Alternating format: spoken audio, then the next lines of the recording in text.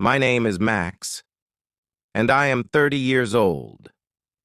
I was born in a small, peaceful village surrounded by green fields and simple people. Life in the village was beautiful, but it was also limited.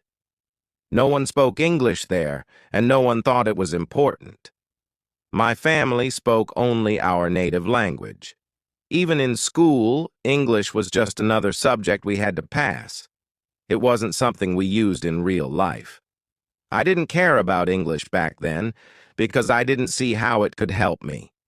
But life had a bigger plan for me, one that would teach me the true value of learning English.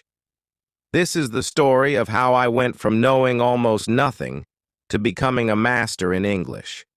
When I turned 18, I moved to a big city for college. The city was fast, modern, and filled with opportunities. But I felt out of place. Almost everyone around me spoke English confidently, in classrooms, in the library, at cafes, and even in casual conversations. They laughed, debated, and made friends easily. But I couldn't join them because I didn't know how to express myself in English. One day, during a group presentation, my professor asked me to speak. I froze.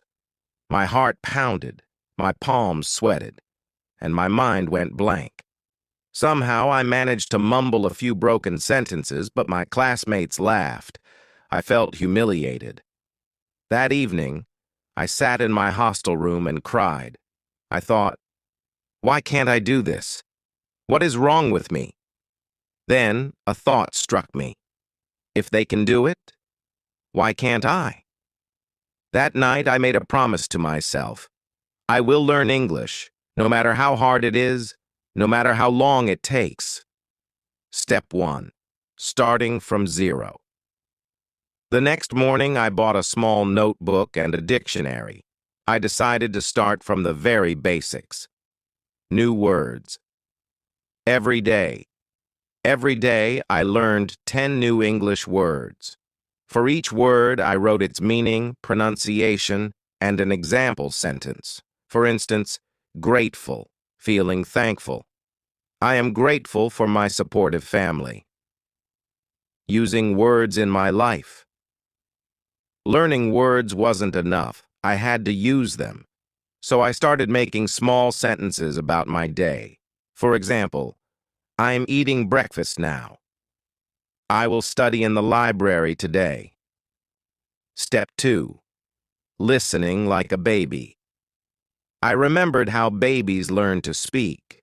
First, they listen. They hear words again and again until they start understanding and repeating them. So I decided to listen to English as much as possible, podcasts and speeches. I started listening to simple English podcasts and motivational speeches. At first, I didn't understand much, but I didn't give up. I listened to the same podcast repeatedly until I caught a few words. Songs, English songs became my best friends. I listened to them, read their lyrics, and sang along. Singing helped me improve my pronunciation and made learning fun. Step 3. Reading every day. Books became my second teachers. I started with very simple books like children's stories. These books had easy words and pictures that made understanding fun. Daily habit. Every night before sleeping, I read for 30 minutes. I highlighted words I didn't know, looked them up, and wrote them down in my notebook. Newspapers and magazines. Once I felt more confident, I started reading newspapers.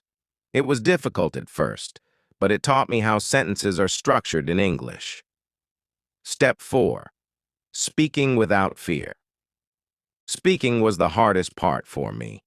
I was scared of making mistakes and being laughed at. But I realized something important. Mistakes are proof that you are trying. Talking to myself. I started speaking to myself in English. For example, while brushing my teeth, I would say, I am brushing my teeth. While cooking, I would say, I am making rice. Finding friends. I also found friends who spoke English well and asked them to practice with me. I told them, please correct me if I make mistakes. They helped me improve, and slowly I became more confident. Step 5. Writing my thoughts. To think in English, I started writing in English. Every night I wrote a short journal about my day. For example, today I woke up early and went for a walk. The weather was beautiful. I had tea with my mother, and then I studied for my exam. Writing helped me organize my thoughts in English and improved my grammar. Step 6. Staying motivated. There were days when I felt frustrated and wanted to give up. Learning a new language is not easy, and progress can be slow. But I kept reminding myself of my goal. I imagined myself standing on a stage, giving a speech in perfect English. I imagined traveling to new countries, meeting new people, and making friends. The big moment. After a year of hard work, I finally saw the results. During a college debate competition, I volunteered to speak. My heart was racing, but I took a deep breath and spoke. My sentences weren't perfect, but I spoke with confidence. When I finished, the audience clapped. My professor smiled and said, "Well done, Max." That moment changed everything for me. It showed me that I could communicate in English, and that was all that mattered. Where I am today. Today, I am fluent in English. I work as a business consultant, traveling to different countries and meeting clients.